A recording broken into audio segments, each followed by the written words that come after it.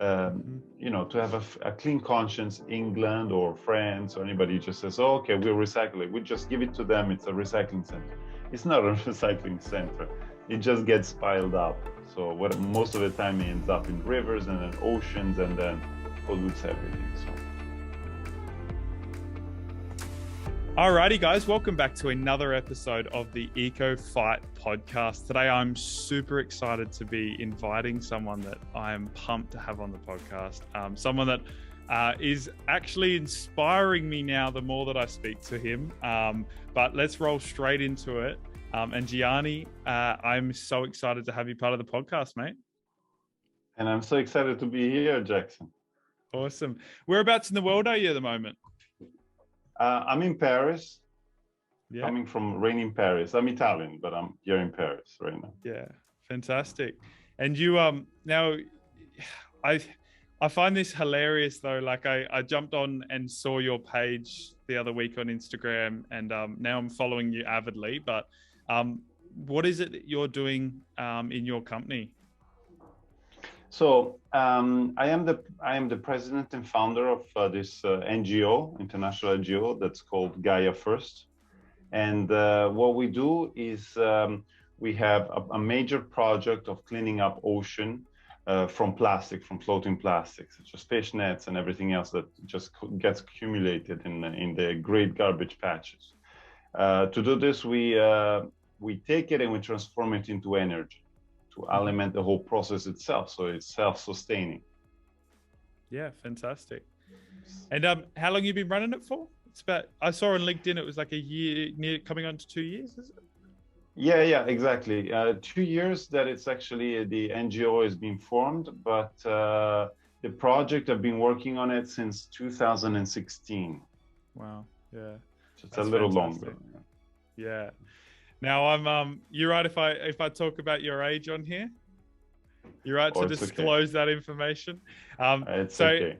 It's so interesting for me as a young person to be able to connect with people around the world and kind of talk to people. Like I'm 20 years old. I have some really massive ambitions, and to speak to someone that's got so much life experience that's trying to now achieve the same goals that I have is so fantastic to kind of learn. And I don't mean to blow smoke up your ass, if you know what that saying means, but it's so humbling for me to realize that there's so many other people that have so much more experience working on these things, and it makes me realize that it's okay that I haven't got it figured out yet, which is what I'm trying to do in our organization. But I want to know what's driving you to want to make some changes. Well, this has been a mission of my life. I think I've always tried to make changes everywhere I would go, and I would see problems and try to make a difference. But the environment, especially nature and the relation that we have with nature, has always been extremely important for me. So, you know, it's I'm one of those guys that when they were young, they were talking to the animals. I still do, but, you know, I can't really say that at my age. So it's really important for me to, you know, save our planet, because what we don't see right now, I have this feeling that we see ourselves as a group of people and the planet as something else isolated without a life. It's not true. It's actually the planet is a unit of its own. It's a living organism, complex living organism, and we're just like the cells of this organism. Like we have the cells in our body. They're all individuals, and they all talk about themselves and do their stuff between themselves, but they're part of a body. So this is what I'm trying to, you know, make people understand also, that coming together opens up to a bigger us and opens up to the world as well. So we are responsible for it. That's the main idea. Now, Gaia First, their biggest mission is to start with the Great Ocean Garbage Patch, or the Great Pacific Garbage Patch. What are the current things we're working on at the moment? Well, right now we are trying to pump up on presence and visibility, because we need public support for this, because the funding of this project is not huge, but it's quite important. Okay, we're talking about a first step of 630,000 euros to adapt the gasification systems to the marine life. Gasification is what turns trash, plastic waste into energy via hydrogen. So Okay. it's green energy, completely green energy. Talk about how that process works. So it's actually something is not new. It's been invented in the 19th century, and it's been optimized ever since. So today you find gasification units all over the world. It's not very, very popular because it's still something niche, but you can find it in Copenhagen's municipal waste management, all the way to NASA's latest mission to Mars, because they use a little gasification system to produce oxygen from the carbon dioxide of the atmosphere. So you see, it's multi-purpose. Yeah. And the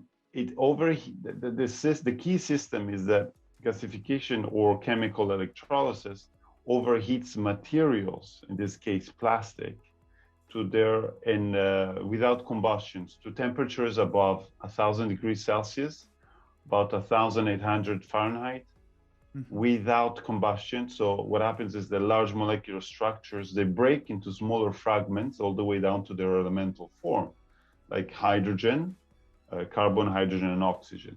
And then we take these to produce energy. Fantastic. It's a cool Do you have a science background? Are you? I do have a scientific background. I have a very strong scientific passion. But the thing is, you learn as you go along, as you get into details, and you really dive into things. And this is important. This is actually a message for everybody. You do not have to have one certain background. If you're interested and you're passionate about something, you can get into anything. Elon Musk got into space rockets, okay? And he was not a space rocket engineer. Yeah. So it's a passion. He's also someone that amazes me how his brain works. The more I see of him, it's just weird how that person's brain can take in information the way that it does. But you've got a fairly decent sized team around you now building Gaia First, yeah? Yeah, well, it's all made up of volunteers, and they're very high quality volunteers. We have a team of about more than 30 people in several different countries. And every time we do a cleanup, volunteers, they show up per area. They're about maybe 200, 250. So it's pretty big. It's considering that when we do the local action cleanup worldwide, we have 25 countries participating. So it's quite it's quite a large crowd. Yeah, fantastic. And I only just saw today that you guys were doing the international cleanup days and stuff. What's the average turn up for them now? Well, it depends. We have some fixed places. For example, we have big teams in France, in Spain, in Algeria, and Greece. This is where we have a fixed team organizing everything, and that's the average turn up is 150 to 250 people, depends on the location. That's awesome. Even more sometimes. In Greece, we had a summer camp, lots of kids, and that was great. So they were all having fun cleaning up the environment. But it's open up for everybody to join in. So we have people from, I don't know, Indonesia, Panama, US, Canada. We have lots of people from Canada and the US as well, and Australia as well. So awesome. A lot of surfers from Australia, which is good. I think it's the cool thing here in Australia is that it's so accessible to find people that are willing to help clean up. The problem we have in Australia is that there's not a lot of pollution. Here where we are, it's like we might find some cigarette butts, a few wrappers. Occasionally you find a Macca's cup or something like. but it's not an often thing that you find. And so I can go out and clean a beach myself, but if we were to collect 100 people together, we would be standing there with nothing to clean. Looking at each other. Yeah. We're like, great, we did a good job. So that's a really difficult thing for me at the moment. Is I'm like, I'm really excited when COVID, because we can't leave Australia at the moment with everything that's happening with COVID. We're pretty much just stuck here. They won't let us leave. So I'm waiting to get back overseas so I can. Our big goal is to get back into the Philippines and start to set up a permanent team in the Philippines doing regular daily cleanup. And that's main reason why is because the Philippines is the third most polluted country in the world. And so we're in the process at the moment working with the Philippine government to work out how we're going to make that possible and get over there and start to set up that cleanup. Because and anyone that's listening, the Filipino government, you might know, I saw you had a volunteer in the Philippines. Yes. The Philippine government's really wanting people to help with this pollution problem. And so they're really willing to let anyone come in and kind of take reign and really help with it. So it's been really helpful over there. I know a few other countries we've tried to get into. I'm not going to say where they are, but they haven't been as forthcoming with trying to help us through the government officials. So, yeah. Look, the Philippines has got a massive problem, like has got most Asian countries where the Western world has sent the pollution, because let's not forget, yes, they have a pollution problem on site, but it's the origin of this is actually Europe and maybe even the US, because what we do is, with the idea of saying we recycle things, we just pay somebody to ship everything to them. So they hand recycle, like for example, materials or very packagings that are really hard to recycle. You know, to have a clean conscience, England or France or anybody just says, oh, okay, we'll recycle it. We just give it to them. It's a recycling center. It's not a recycling center. It just gets piled up. So what most of the time it ends up in rivers and then oceans and then pollutes everything. So that's exactly right. Problem. It's our fault. It's something I've been reading up a lot more on at the moment with the United States and Australia, Canada. I haven't really looked too much into the UK side of things or the Europe, but it's really weird. You see the United States shipping large quantities of plastic back over to China, and it was in 2019. China said we're not taking it anymore. And then a lot of the other countries around there said, well, we can't handle it anymore. It's just getting dumped straight into the ocean. So, and it's the hard thing for me is I've really tried to educate myself from a young age on what's truly happening around the world. But a lot of our comments on Instagram and on mainly TikTok, actually, because we've got about 100,000 followers on TikTok, but a lot of them are people in the United States saying, this isn't our problem. It's not in our country. And it's the hardest thing to sit there and go, do you not understand that this was in your country once and you used it? You've just shipped it across to another country to deal with. And that's the most frustrating thing for me, is when you deal with ignorant people that just don't have the intelligence to understand the true things that are happening. You see, I'm going to tell you a story, okay? I would love to hear Greece. I was in Greece a couple of months ago, and we went to this beautiful beach. Greece has got some really amazing beaches. So I went to this beautiful beach, and as usual, on the way to the beach, there's trash all over the place. And that gets me mad, because I think, why can't you just keep your trash? Just throw it. There are some garbage cans, okay? Just keep it with you. Anyway, we go to the beach. The beach is fine. It's clean and everything. It's a private beach. And then next to it, right at the edge of it, there was trash. There was plastic bottles, coffee cups, all kinds of things, wrapping papers. So I go to the people that were there, the guards and the cleaners and everything. I'm like, did you see this? I mean, is it supposed to stay there? Because everybody was walking by and leaving it there. But there was a lot, right? And he goes, oh, but this is not my beach. You see, my beach finishes here. And I said, no, you don't understand. This is your country. This is your beach. And this is my beach. Even if it's not my country, this is our home. Okay? Yeah. We should not stop just where the boundaries are. Because It's not because just the waves will bring it in, because the boundaries do not limit our home. Our home is Earth, Yeah. everything. We are responsible for it. So I started getting into an argument with. Anyway, in the end, I cleaned it where everybody was looking at me. I started picking everything up and I cleaned the whole area. And most people were looking but didn't move. That's the mentality. But that's the thing. You have to start setting the Yeah. example. Yeah. And people will understand eventually and follow. And once they start cleaning it, when they start participating, they understand the importance of not littering in the first place Yeah. and keeping it clean. There's such a cool video that I've always watched to give that example of other people joining in. I don't know, tell me if you've seen it, but there's a guy dancing at a festival on the side of the hill and everyone's sitting there watching him and he just goes all out and starts dancing and no one joins him for about a minute and he just looks really weird dancing. He's the only one dancing on the whole hill. And about a minute and a half in, one other person joins.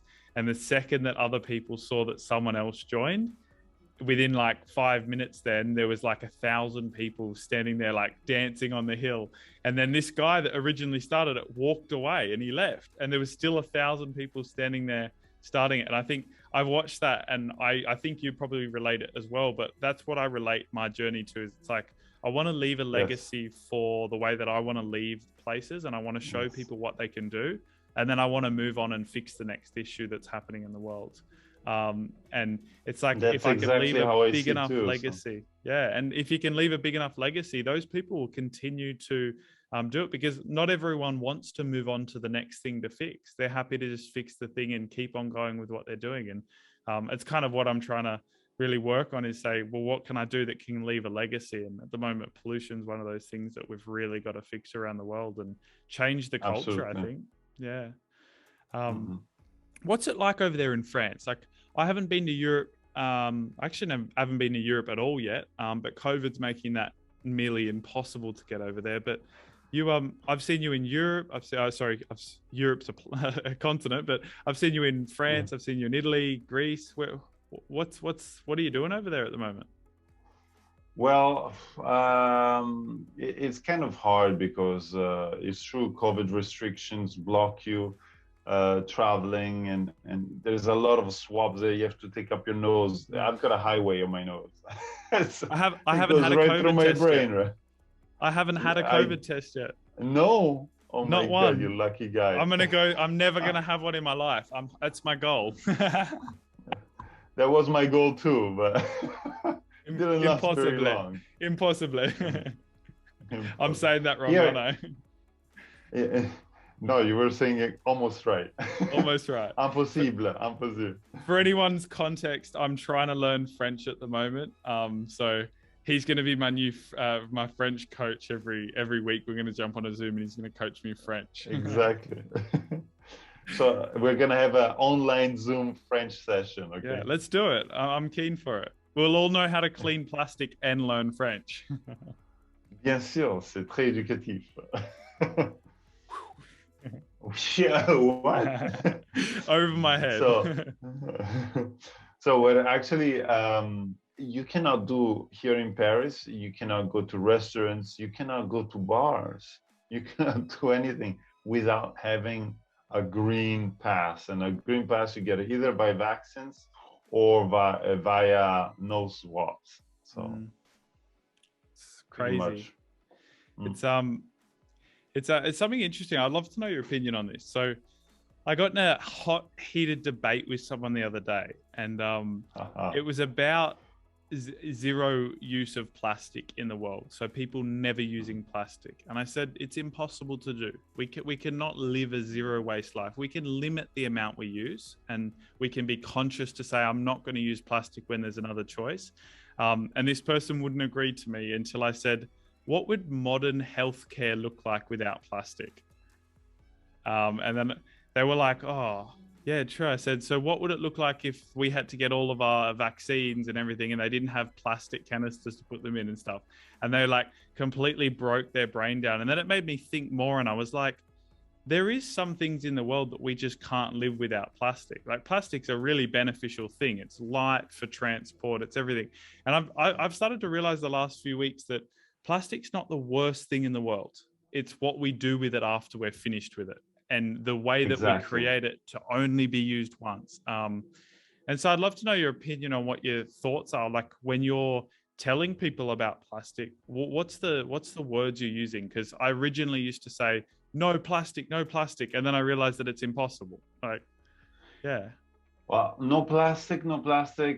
Right now, it is impossible in the sense that we're not prepared. It's true that we are the market. So Mm, the more we tend to choose alternatives, the more the market will study alternatives to plastic, especially packaging and things like this. And I think packaging is the most important one because it's very difficult to handle packaging in a responsible way, especially single-use packaging. That's crazy. Just mm, use it for not even a couple of seconds and then it's thrown away. yeah. Plastic is not a monster. The monster is us, the way we tackle it into the old recycling methods, which is very mechanical and does not work for all kind of plastics. Mm, Okay, so you can only get like, I don't know, PET's bottles or something like this that can be recycled. And even then, you have to mix them with virgin material. Otherwise, it doesn't work, it doesn't hold. mm, So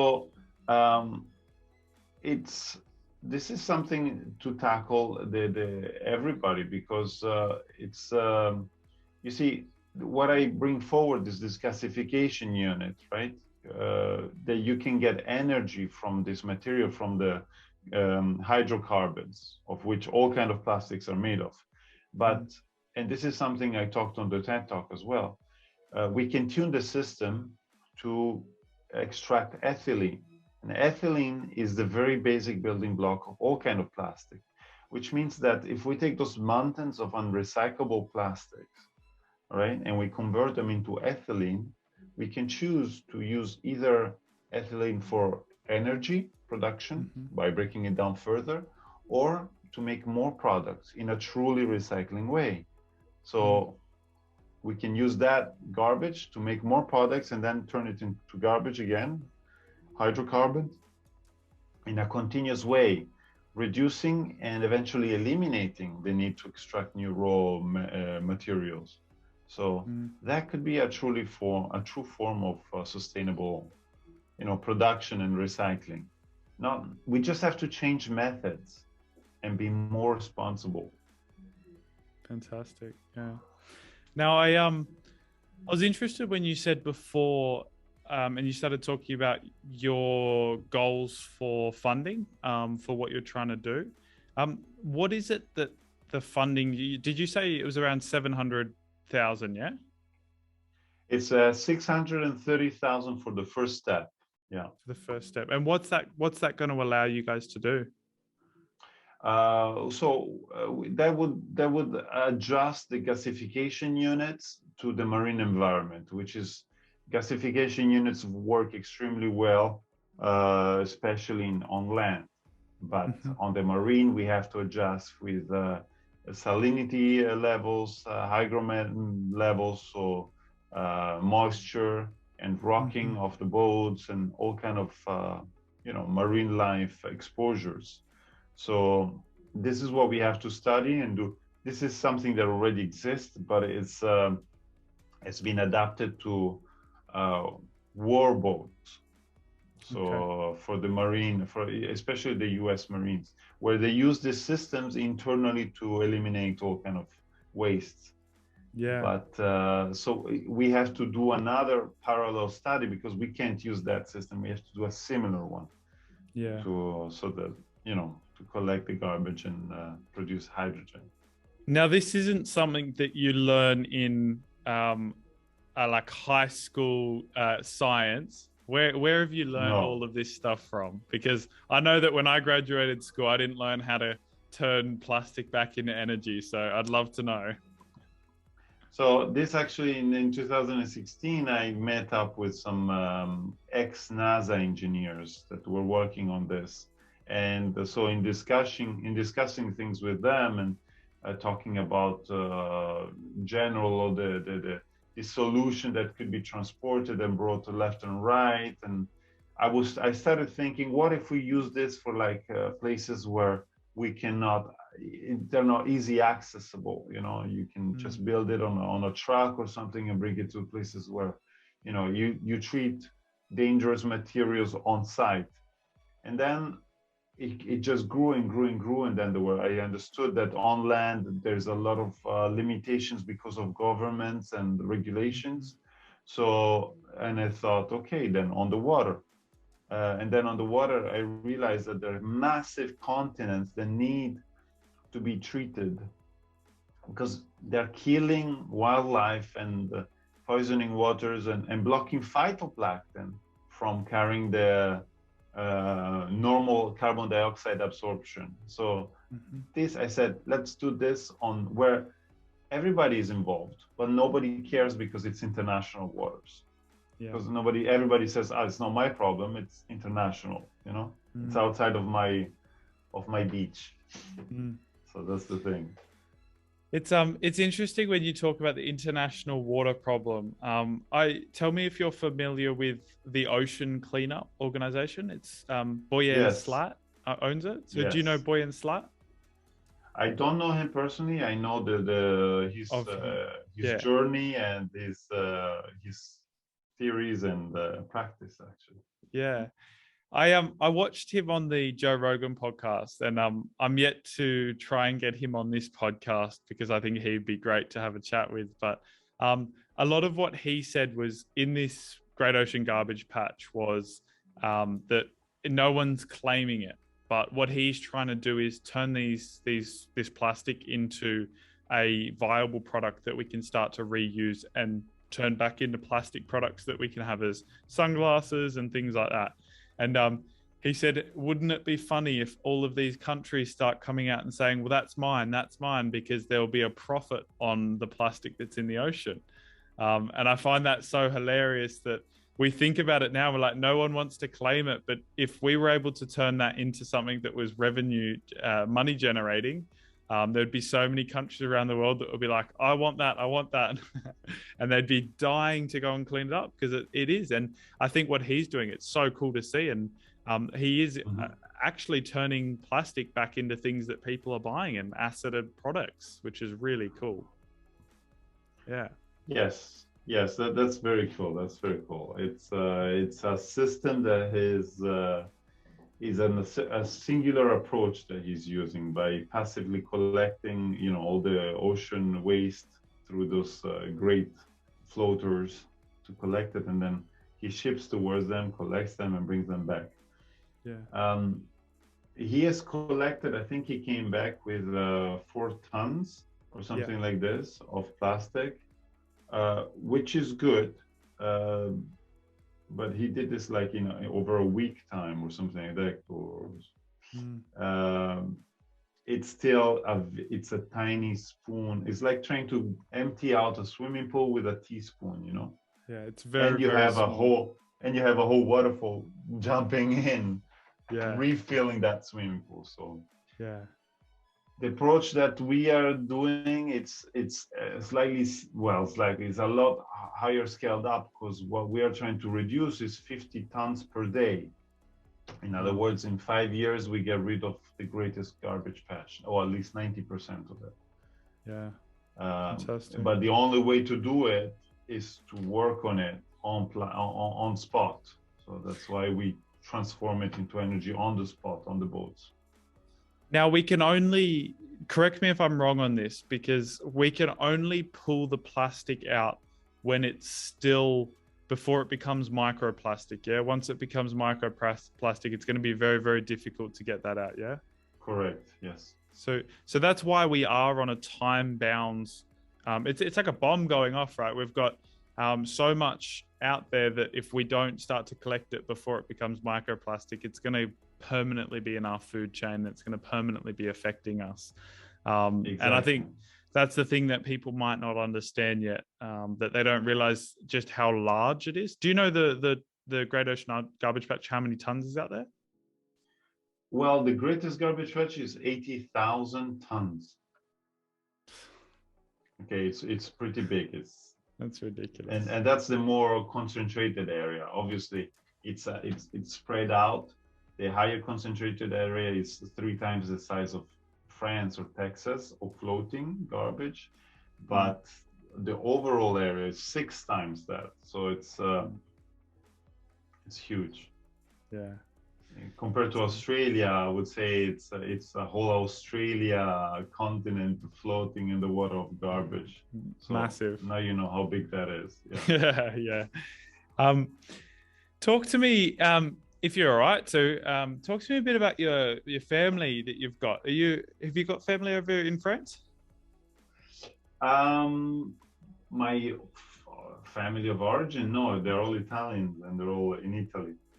I've got a sister in Miami and my other sister in Milan, but my parents are near Florence. I have 4 amazing children here in Paris with my ex-wife. And I have a fantastic future wife to be. So beautiful. That's fantastic. And are your kids, have they followed along your footsteps in what you're doing?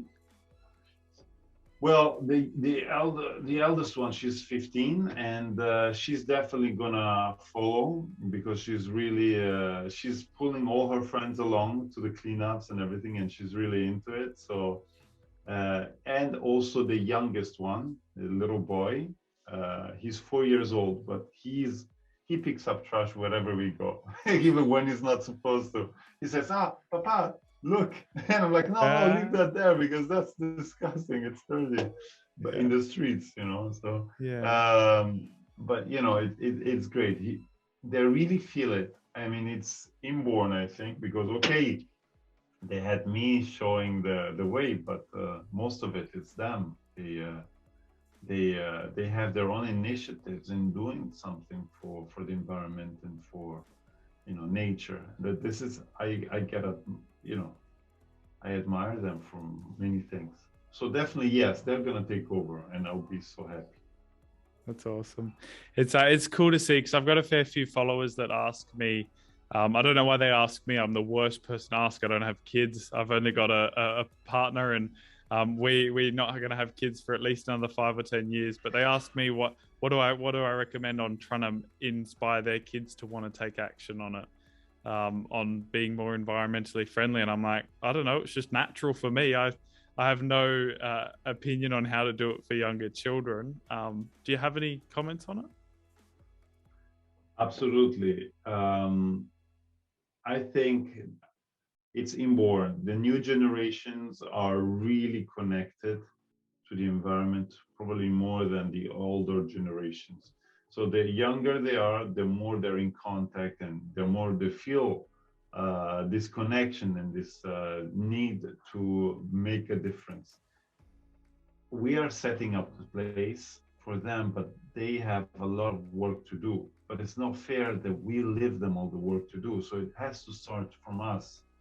Has to start from us because otherwise they will not cope with it. So our responsibility, and they will take part of it, enjoying it, doing it for pleasure, not for duty. We have to do it for duty as well as pleasure, but mainly it's duty. Yeah, that's how I see it. And we spoke about legacy before. Do you want your kids to take over what you're doing later on? Like, how long do you see yourself doing this? You're only 44, so you're only you still got plenty of years left. Only half. Are you halfway through your life? Where would you say? I've passed my halfway. Yeah, I don't think that. Come on, we can live to 100. I think there's so many people I don't need to live over 100. I mean, when my time is up, I'll be happy to go and start a new adventure somewhere else. But I think this is also another point: the chasing of everlasting life. It's because most people are they're a little blind and they think that this is the only thing there is, right? I'm a little bit more spiritual on this, so I think that there's future in different things afterwards, and this is an experience. So better make the most of it, and when it's time to go, go. Yeah. Don't linger around. Where does that originate from? That belief? Well, my spirituality. Yeah. I've had several religious crises when I was young because I wanted to know more. I needed the need to understand, and not one religion was capable of fulfilling my research and my needs. So I started reading around, but the best is actually introspection.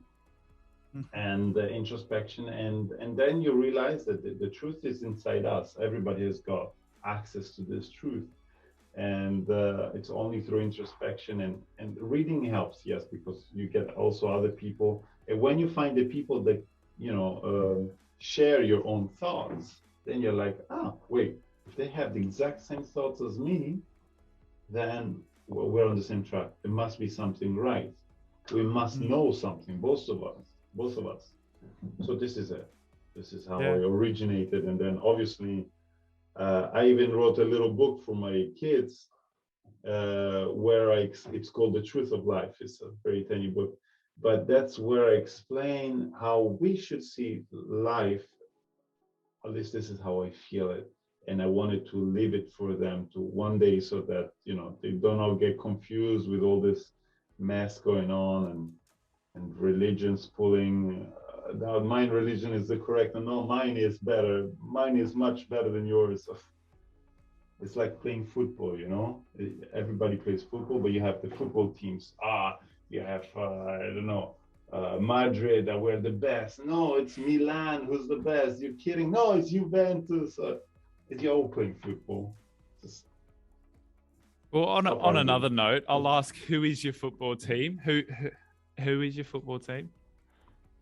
Well, I'm Italian. It's like you would have been very proud a few weeks ago, then. Exactly. Yeah. I'm not a football fan in the sense I don't really follow football, but when the country plays, yes, I become.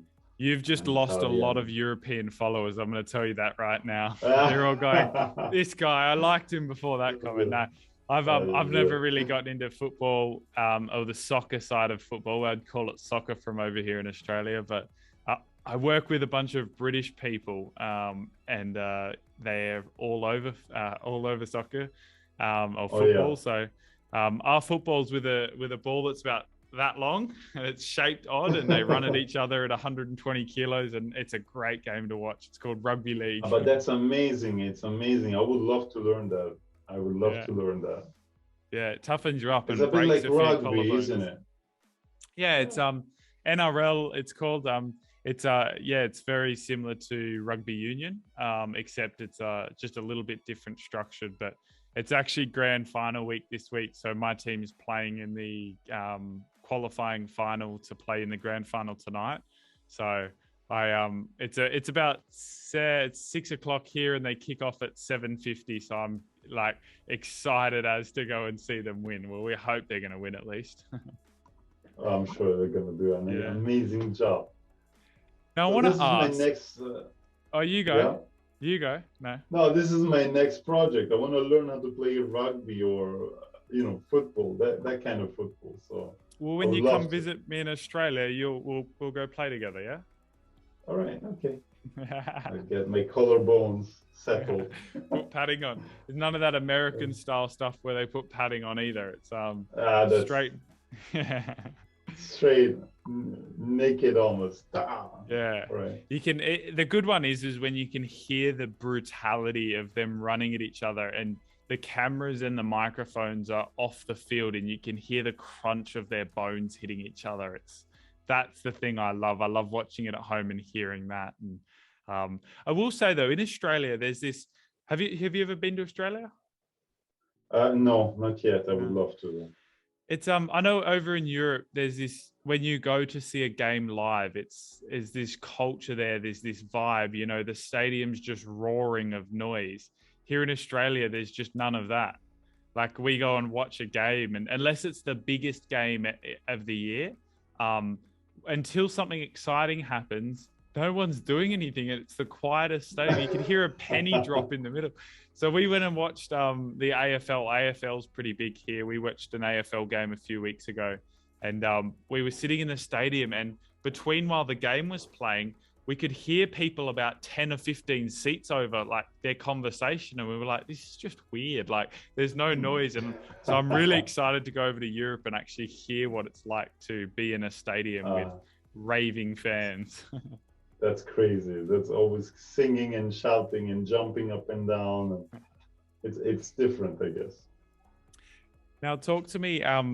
What's the 5-year goal look like for you guys? What's the big goal that you're going to achieve this in the next 5 years? Well, being in the waters with the boats and start cleaning up. That's the biggest goal. We need 2 years from funding to actually be in the water and functional, and then we need 5 more years to clean up the garbage patch. And this is my goal. So now we're at the funding stage. Yeah. So as I said, we're pushing through. We need a lot of visibility, a lot of people talking about it, and then the funding comes. Because unfortunately, this is how the industry works. If you can have the greatest idea, if you do not have visibility, you are unknown. So the more you're known, the more you have visibility, the more people actually help you get across, also because they get visibility too. So, yeah. It's one of the interesting things that I noticed with us. Like, we started the Eco Fight around a year ago.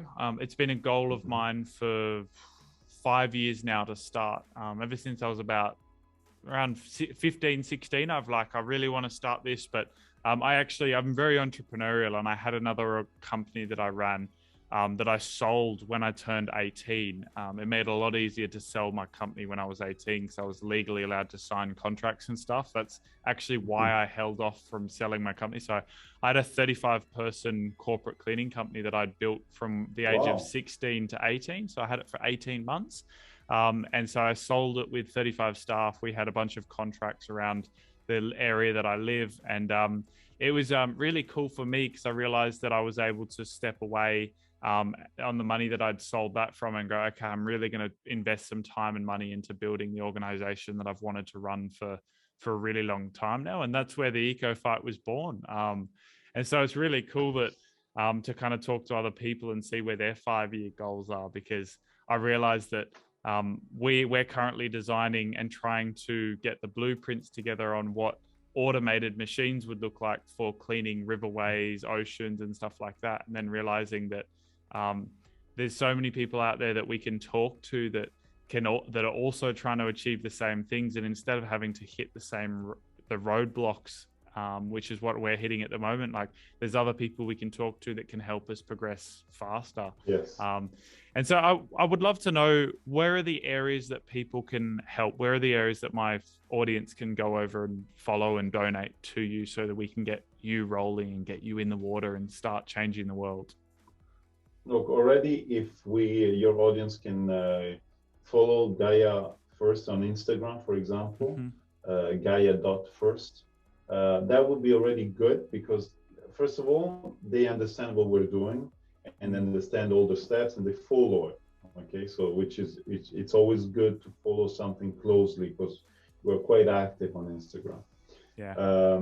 And then just help us through their networks, through companies, to donate something for this first step, and then the second step of the fundings.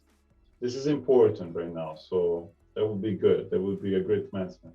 And another thing, we're looking for ambassadors. Now, for ambassadors is usually somebody who's already has quite a strong visibility, but it can be anybody that is willing to help. So we're looking for ambassadors. So doors are open. Please come in. Fantastic. And just to give you guys listening a little bit of context, if you want to reach out to them, they reply very, very quickly. and you'll have this beautiful man replying to you, or one of the people on his team, and you'll be able to get through and ask any questions you want. But if you guys can go over and give them a follow and give them some money that you can, then that would be really appreciated by me. And I know how much it's going to impact them. So that would be really cool. But I've got a few more questions for you. So Go ahead. I would love to know that once you've achieved this, once you've finished what you're doing here, what is the next thing? What are you going to go and do? What are you passionate about? Well, my next step will be always through Gaia First, will be to privatize rainforests, and especially, delicate areas. Why privatize it? Because the only way to avoid logging and avoid all kind of hunting or anything else, it's by privatizing and blocking it off. Obviously, you cannot, for example, the rainforest, you cannot privatize the whole rainforest, but you can privatize right the borders of it, so that you cannot burn down somebody else's forest, so that will prevent and will limit, more than prevent, it will limit.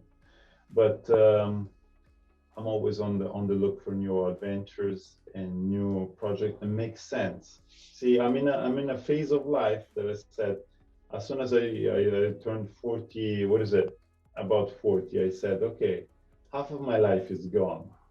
Now the other half, I want to make a difference for something that I care of, and that is nature. Okay, animals and plants and everything else. So this is, I'm determined to do that. Yeah, fantastic.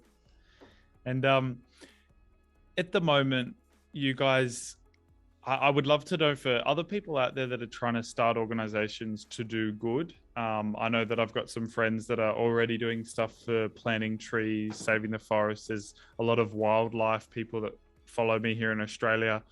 What are the things that you've done to? I see so many volunteers work for you, and finding people to be passionate and volunteer for you is not an easy thing to do. Like, we're at the moment of trying to understand how we can start getting volunteers to help us grow quicker. What is it that you're doing to kind of get that? Because it's incredible to see. Well, yeah, I contact them directly. Okay. I do a little research. I go on Instagram and I try to respond and call for action people. I convince them wherever I go. I travel a lot, so wherever I go, I try to get a little crowd on, get my passion through, to involve people. Because once you start paying for volunteers, then those are never volunteers. They're employees. Okay, they're employees, and they will only do things half-heartedly, even if they do care about it. So being volunteer, this is how I think. If you want to win a war, and we're in a kind of war with ourselves here. If you want to win a war, you do it, first of all, with volunteers. You do it with people that are passionate about making a change and being the person that does that change. Whether it's because of they're doing things on the field, or whether because they're supporting us.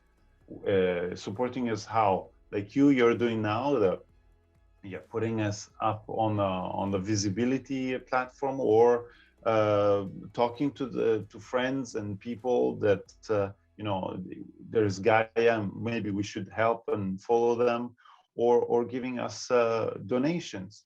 This is all important. Donations, it doesn't have to be money either. It can also be qualities. I don't know, if you have a web designer, we're looking for a web designer. Well, he can give some of his time for us. That would be great. Yeah. We need to come together. I mean, the world is in our hands. We do not have time to waste. But at the same time, we are living in an exciting moment, because the good actions that we do now are going to make all the difference.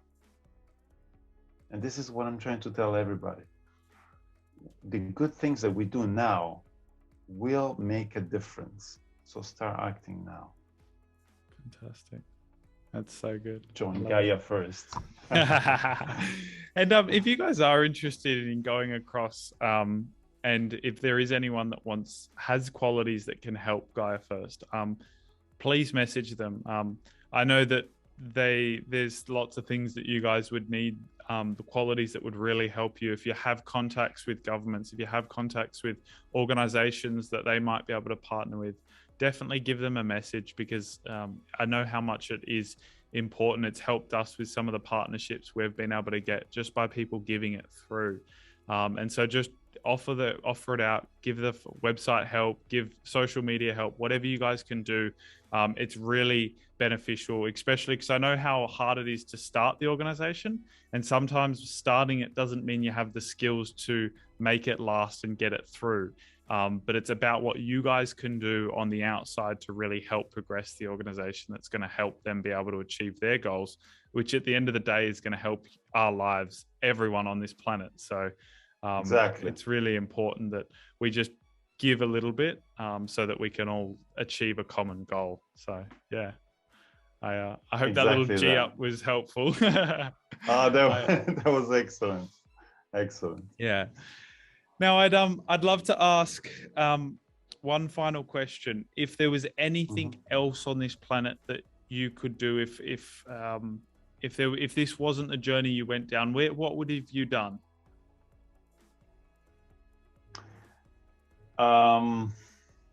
Well, I think I would have loved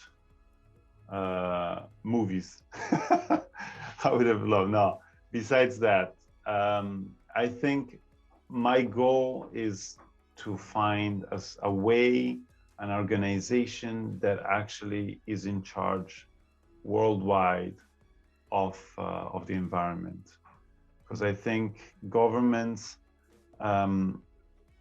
most of the time are just limited to their interests.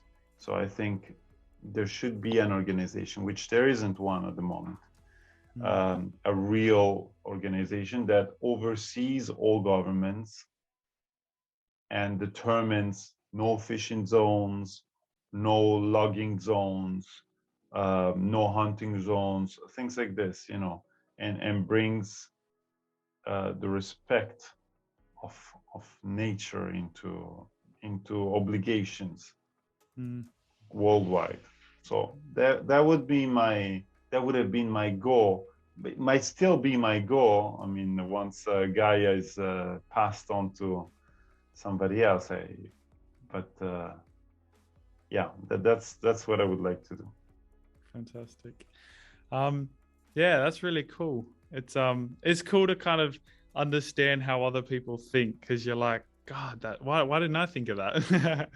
No, it's so cool to kind of understand how other people think about how they would want to impact and see the journey they want to go on. But I'd love to I think we'll wrap it up here, because I think I'm going to get you back on the podcast again later on, because I want to get you back on to do more. And give people an update on what you're working on to kind of help them understand you guys a little bit more. But what's a final statement that you would have to any of the listeners that have sat through the whole podcast? One final statement: join us. You've been here. There is it's not a chance that you're listening to this podcast.